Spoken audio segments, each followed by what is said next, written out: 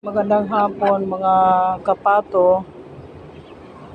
Kanina pa po ako naglinis ng kapaligiran ng dito sa mga pato.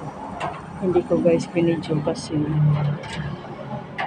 kailangan ko ng paspasan na kilos pag umaga.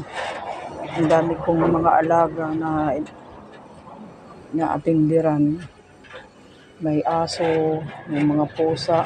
Si David lang ang na-feature ko pagdating sa pusa. Dito naman sa pato, pinalitan ko guys yung mga kapato, pinalitan ko po ang liguan nila kasi binilhan ng husband ko ng mahaba na mataas na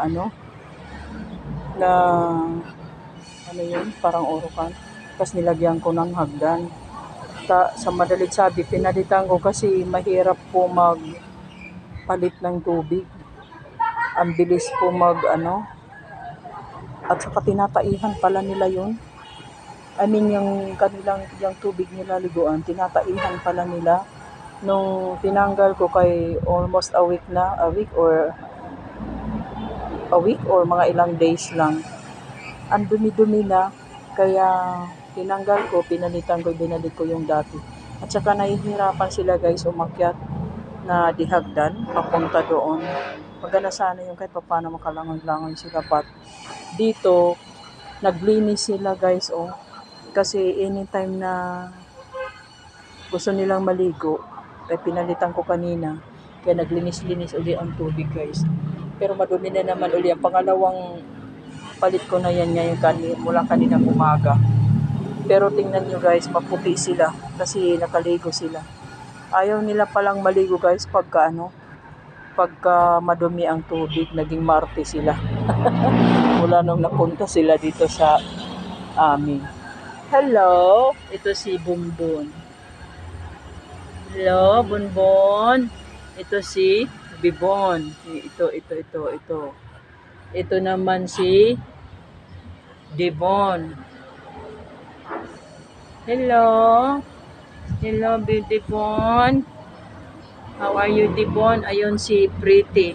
Si Pretty, kinakastahan ang dumi-dumi. Siguro siya yung naglilimlim doon pa. May dalawa pong itlog Pero sige man ang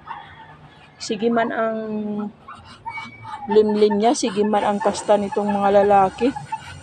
Tapos guys, ito si Presi. Si Presi yung naglilimlim. Ayan guys, nasa 10 na ang kanyang itlog. Ito naman guys, bubuksan ko. Nilinis ko na kanina ito si Preska.